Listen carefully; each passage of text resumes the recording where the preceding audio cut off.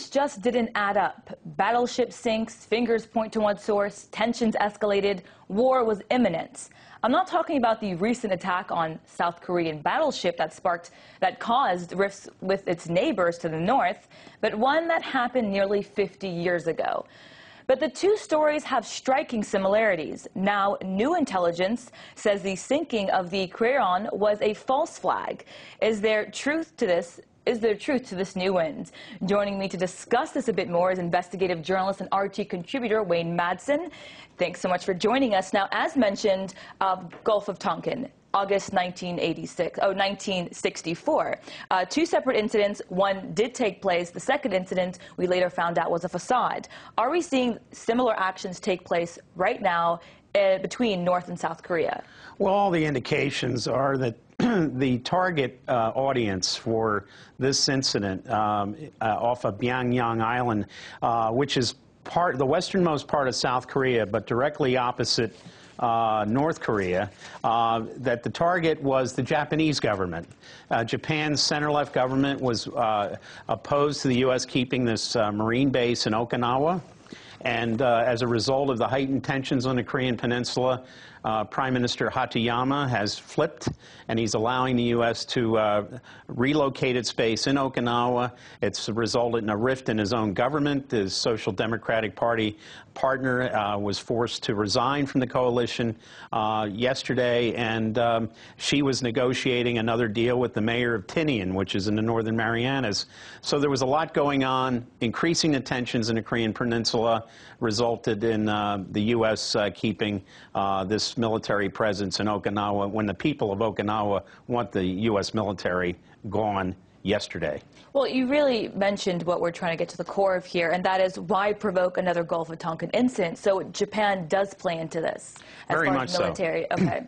And we have to point out that the South Korean President Lee Myung-bak is a hardline right-winger. He came into office intending to ratchet up tensions with North Korea. North Korea, you have to look at who benefits. Cui bono in this. It's not North Korea. Their lucrative trade on the economic zone that they had with South Korea has been cut off. They're losing now hard currency. Kim Jong-il, who very rarely travels, and only when he does, he only travels by train, went to Beijing. My sources in Beijing say that he went to Beijing. The Chinese authorities said, did North Korea do this? He denied it. They were satisfied at his response. Now the Chinese are very suspicious of the United States' intentions in ratcheting things up in the Korean Peninsula. I would also note that Pyongyang Island is also the host of a U.S.-South Korean intelligence base. There's U.S. Navy SEALs present. There was a USNS Salvor, a civilian Navy ship with 16 deep-sea divers that happened to be on board at the same time. The Cheonan was sunk by this torpedo that was later to be discovered to have been of German manufacture. Germany sells no military weapons to North Korea. This thing is starting to look like a classic false flag operation. Wayne, let's try to look into or foresee the future, if you will. What is the U.S. going to benefit from this in the future, and will we look back on this, say, 10, 20 years ahead of time, like we did with the Gulf of Tonkin, and say this was the prelude to whatever the U.S. is trying to achieve, as you're implying right now? Well, hopefully we're not going to see an outbreak of war on the Korean Peninsula. We have to remember that there is still a technical state of war. There was never a peace treaty signed between the North and the South, so things could get out of hand very, very fast.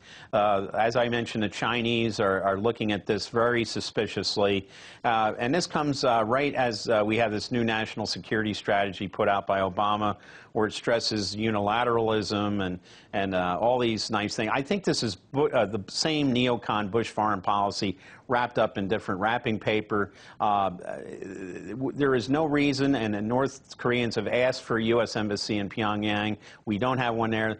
It makes no sense not to have a U.S. embassy in Pyongyang to discuss these issues, just like it makes no sense to not to have a U.S. embassy in Tehran or a U.S. consulate in Ramallah or Gaza, for that matter. And I think this just goes to show that the Obama administration is playing Cold War politics, business as usual with them.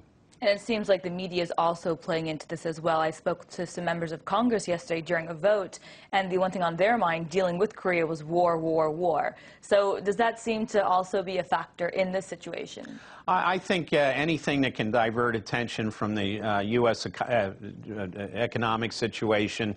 We also have economic issues between the U.S. and China. I would note that Hillary Clinton was in Beijing trying to ask the Chinese authorities to be tough on North Korea. She was there with Timothy Geithner. I understand from my sources in Beijing that it was almost like a love fest between Hillary Clinton and Geithner over in Beijing, and the Chinese authorities are saying, wait a minute, what's going on here? You're saying that you want us to get tough on North Korea, and there's this like gab fest going on between Geithner and Hillary Clinton.